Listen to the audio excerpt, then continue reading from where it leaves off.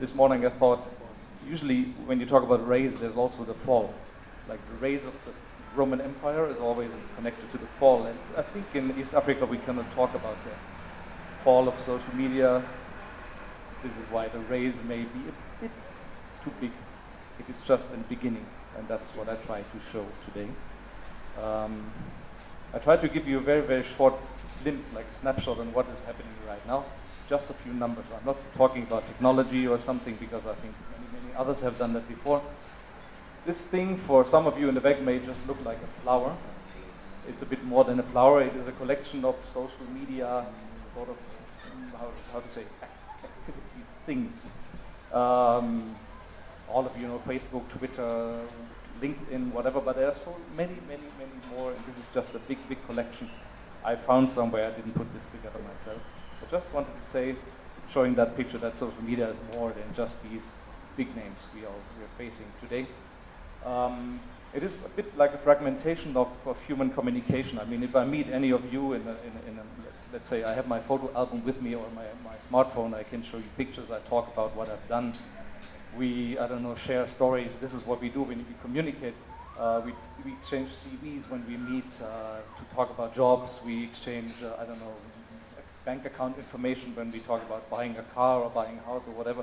And I think these social media things you see here help you to do each one of these little things you do in communication. So it is a fragmentation that tries to cover the whole scope of human communication.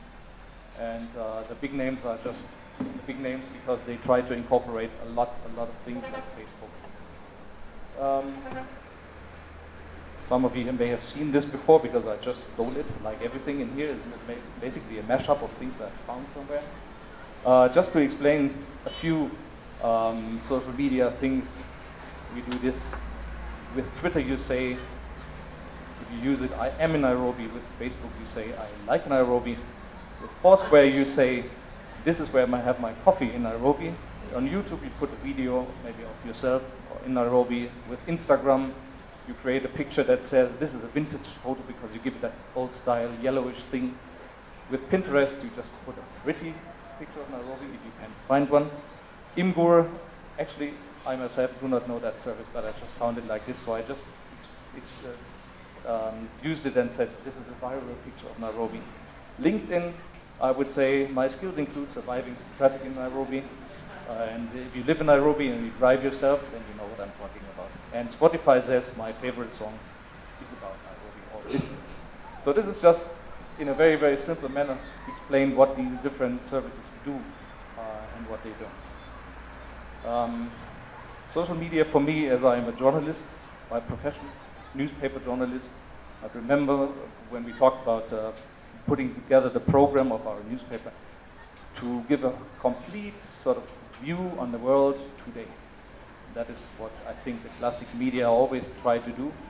And I tried to put that into a symbolic picture to show that the social media is doing something that is a fraction of the world. So let's say this big gray thing where it says the rest of the world, this is what the classic media wants to do, and this little orange gap, this is what social media does.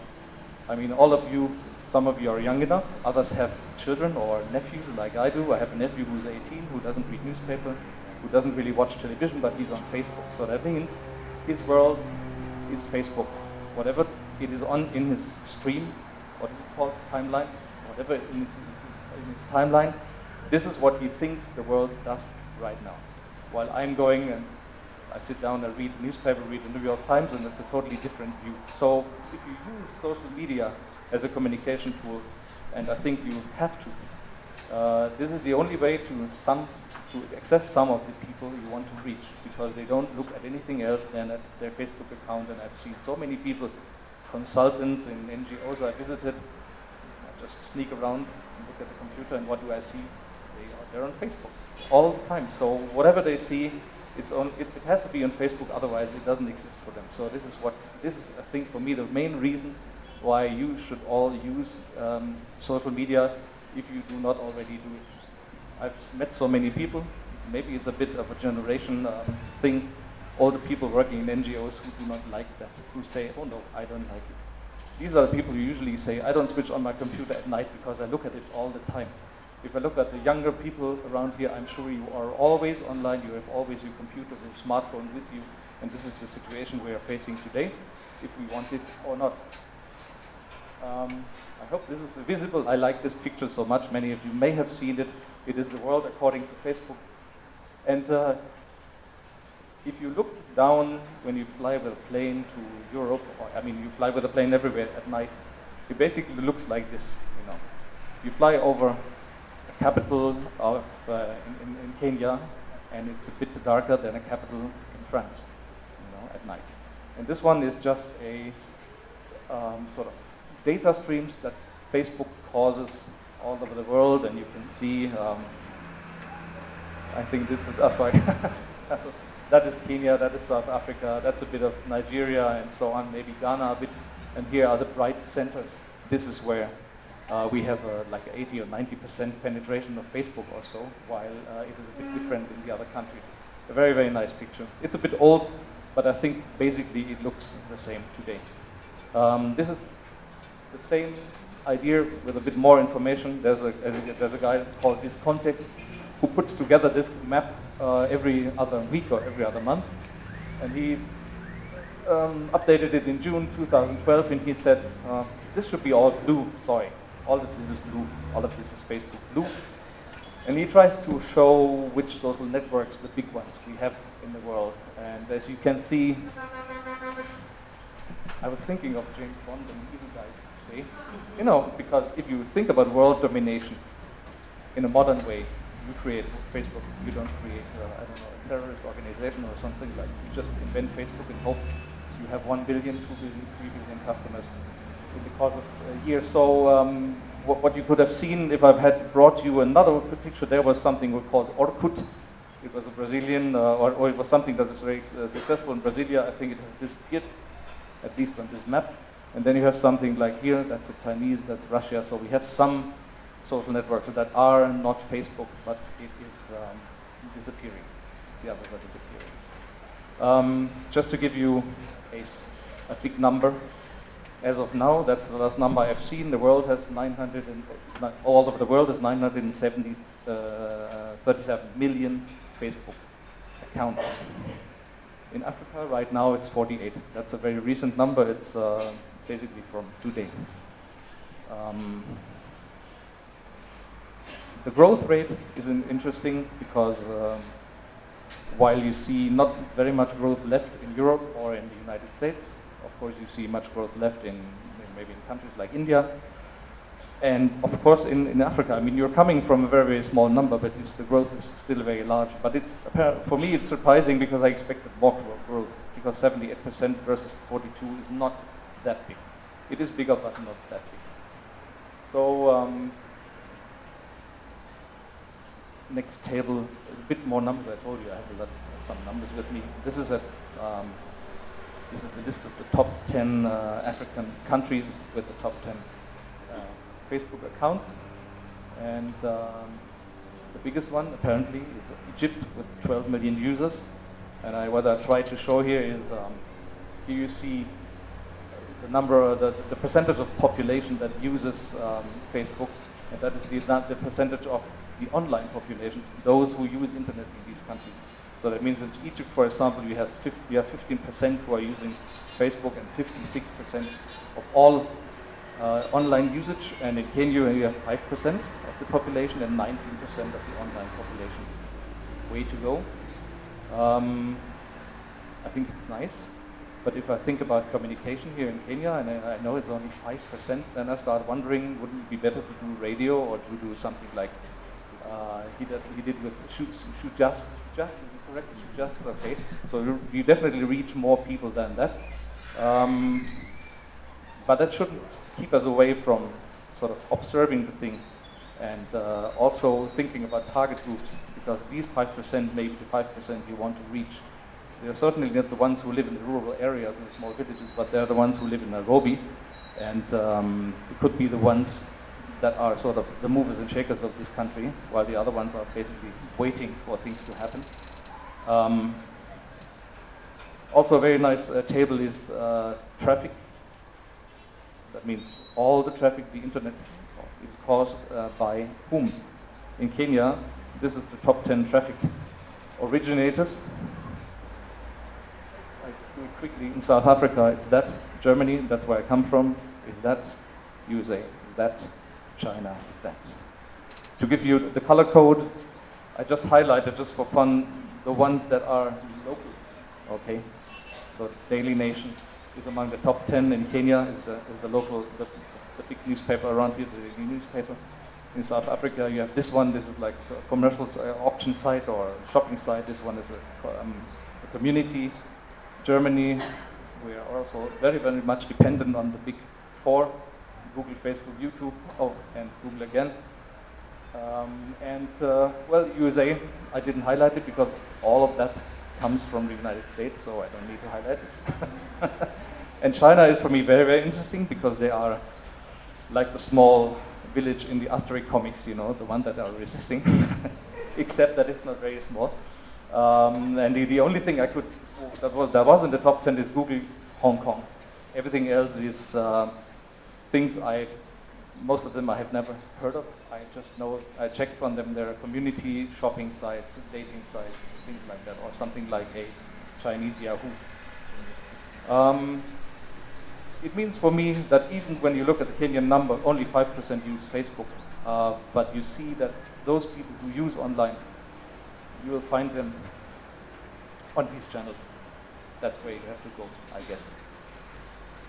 Which is valid for most countries except China, which is sort of easing the way we communicators work. It's a bit easier then. I was very much surprised to find that South Africa seems to be the biggest tweeting country, while the next bigger one is Nigeria, and Kenya seems to be, well, actually, no, I'm wrong. Kenya is the second biggest, and Nigeria is the third one, and then is Egypt, and then is Morocco. I don't really trust this one because when you look at the number of tweet accounts, for example, in some Arab countries, it is so high, so I wonder if that is true. But if it's true, then it's very interesting, and it could also lead to the assumption that you can very much use Twitter also in communication in Kenya. These are the findings of the stories. That's also, for me, very interesting. Because, of course, in Kenya, you don't have so many people who have a laptop or a PC or a desktop computer. Mostly they use mobile phones. And I'm sure this number proves that 57% are sent for mobile phones. Kenya ranked 3. Sorry, there's the mistake again. I don't know where I got it from. 81% communicate with friends or use Twitter to communicate with friends, and 68% use Twitter to monitor news. Just to show you that while there's only 5% of Kenyan population is using Facebook, you still find big numbers, and sometimes they're really surprising.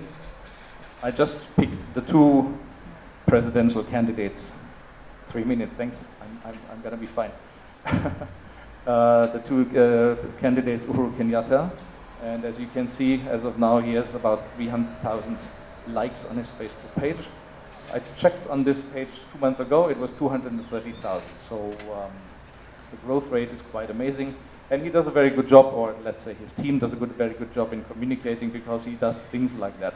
This is quite old, but still he says in a very casual tone, "Morning guys, I'll be in Kangema later, see you then." And how many people answered? Over 1,000 people commented on that one. Let's visit the other presidential candidate, Raila Odinga. This is going to be a bit more interesting. First of all, the number is a bit lower, as you can see. And I wonder if that could be used. I'm not here to make any political prediction. Well, I wonder if this could be used as a sort of observation tool on how the election is going to be. But what really is surprising for me, while this screenshot was done in September, his last entry was in April.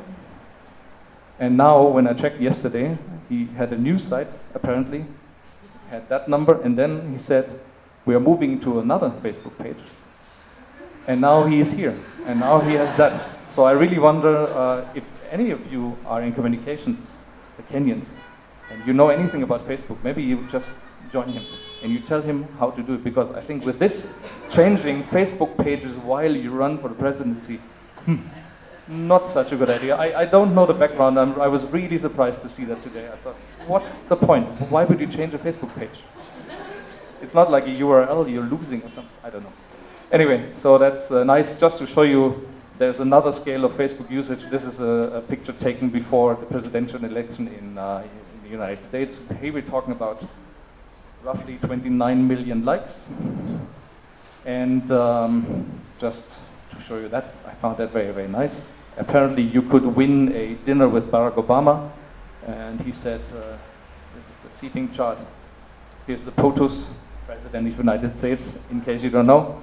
And here are the guests, okay, and you have 30,000 people commenting on that one. So the scale is a bit bigger. What I didn't bring you is the Facebook page of Angela Merkel, the German Chancellor, because while Germany has 80 million inhabitants, and I think 90% of them are using the internet, and I guess 80% are on Facebook, she has only 60,000 likes. I don't know what that tells us.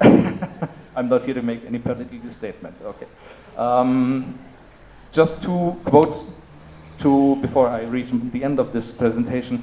This is a quote from the director of Hill & Knowlton, which is a big PR firm here in Nairobi. I mean, a global PR firm, but they also have a representation here. The guy is actually from Germany. He said, "I was amazed about how well Twitter and Facebook campaigns work here in this area. We can learn from East Africa."